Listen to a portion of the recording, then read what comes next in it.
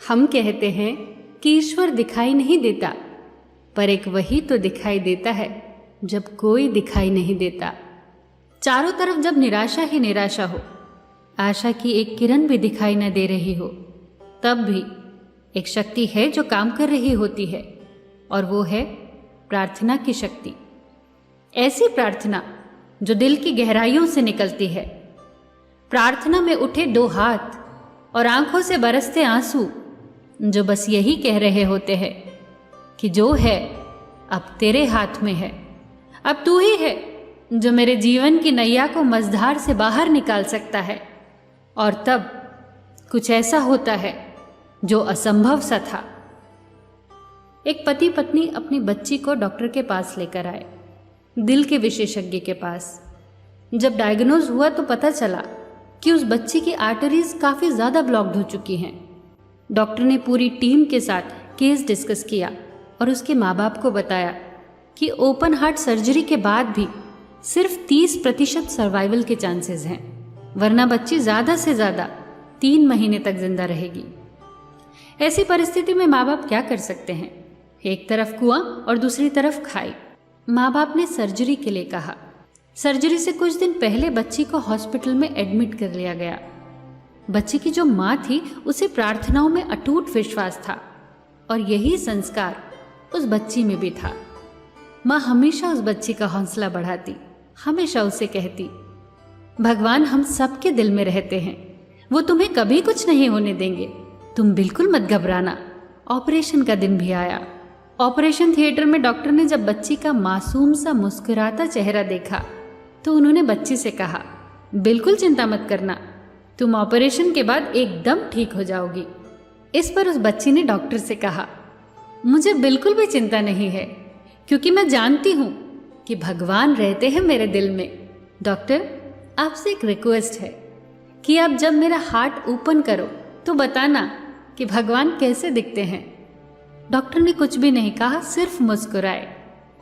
Operation के दौरान पता चल गया कि कुछ भी नहीं हो सकता।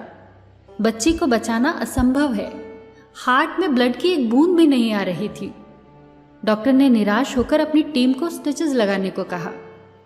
अचानक डॉक्टर के कानों में बच्ची के वो शब्द गूंजने लगे, डॉक्टर, मैं बिल्कुल भी नहीं घबरा रही हूँ, क्योंकि मैं जानती हूँ भगवान रहते हैं मेरे दिल में। उसी वक्त डॉक्टर ने हाथ जोड़कर भगवान से प्रार्थना की, हे ईश्वर, मेरा सारा अनुभव इस बच्ची को बचाने में असमर्थ रहा। अगर आप सच में इस बच्ची के हृदय में विराजमान हो तो आप ही कुछ कीजिए। डॉक्टर ने कहा कि उस दिन मेरे दिल की गहराइयों से निकली ये अश्रुपूर्ण प्रार्थना थी। उसी वक्त साथ खड़े जूनियर डॉक्टर ने उनके कंधे पर हाथ रखा। सब डॉक्टर्स देखकर हैरान थे। बच्ची के हार्ट में ब्लड की सप्लाई शुरू हो गई। ये एक चमत्कार ही था। वहां खड़े सारे डॉक्टर स्तब्ध थे। ऐसा उनके करियर में पहली बार हुआ था। उस डॉक्टर ने कहा, इस घटना ने मेरा पूरा जीवन ही बदल दिया। डॉक्टर ने कहा कि इस घटना के बाद मैंने जब भी ऑपरेशन किया तो एक प्रार्थना के साथ किया। जब वो बच्ची होश में आई तो उसने डॉक्टर से पूछा, क्या आपने मेरे दिल में भगवान को देखा? डॉक्टर ने मुस्कुराकर कहा, हाँ, मैंने उन्हें महसूस किया। उन्हें देखा नहीं जा सकता, सिर्फ महसूस किया जा सकता है।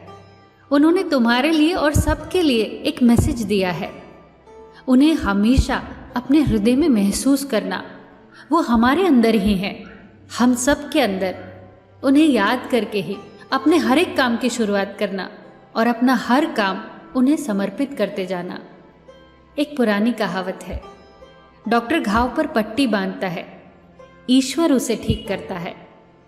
दोस्तों, जीवन में कभी भी इन 3 शक्तिशाली संसाधनों को नजरअंदाज मत करना।